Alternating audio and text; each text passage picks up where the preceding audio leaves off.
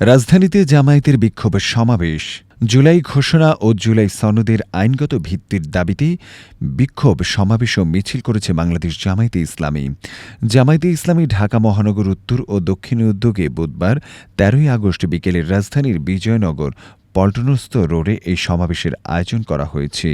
এদেশের মানুষ ৫৪ বছরে কোনো নির্বাচনে দেখে নাই। এবার মানুষ আশা করে এবার একটি সুষ্ঠু নির্বাচন হবে।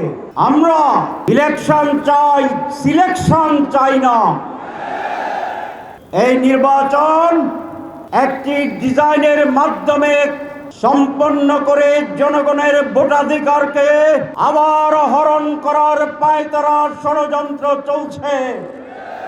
যদি সেরকম তৈরি করা নির্বাচন হয়, বিদেশের ডিজাইনে নির্বাচন হয়, তাহলে বাংলার মানুষ জীবন এবং রক্ত দিয়ে একটি সুষ্ঠু নির্বাচন আদায় করবে ইনশাআল্লাহ।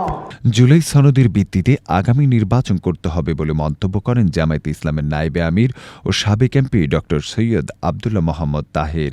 এছাড়াও তিনি বলেন, আমরা নির্বাচনে যেতে চাই, তার আগে নির্বাচন সুষ্ঠু হওয়া এবং সব বিষয় স্পষ্ট করতে হবে। আনন্দমুখর পরিবেশ তৈরি করতে হবে। আমরা ইলেকশন চাই, সিলেকশন চাই না। তিনি বলেন, এই নির্বাচন একটি ডিজাইনের মাধ্যমে সম্পূর্ণ করে জনগণের ভোটাধিকারকে আবারও হরণ করার ষড়যন্ত্র চলছে।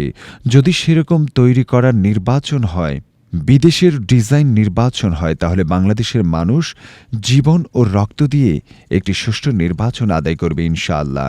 ড. আবদুল্লাহ মোহাম্মদ তাহের বলেন, সরকার ঘোষিত ঘোষণাপত্রকে কেবল একটি দল স্বাগত জানিয়েছে, অধিকাংশ দল ঘোষণাপত্রকে গ্রহণ করেনি। ঢাকা মহানগর দক্ষিণ জামায়াতের আমির মোহাম্মদ নুরুল ইসলাম বুলবুলের সভাপতিত্বে ও সেক্রেটারি ড. শফিকুল ইসলাম মাসুদের পরিচালনায় সমাবেশে আরও বক্তব্য দেন জামায়াত ইসলামের কেন্দ্রীয় সেক্রেটারি জেনারেল মাওলানা রফিকুল ইসলাম খান, মাওলানা আব্দুল হালিম, কেন্দ্রীয় নেতা মোবারক হোসেন, মোহাম্মদ সেলিম উদ্দিন, জসিম উদ্দিন সরকার, ড. রেজাউল করিম সহ কেন্দ্রীয় নেতৃবৃন্দ উপস্থিত ছিলেন।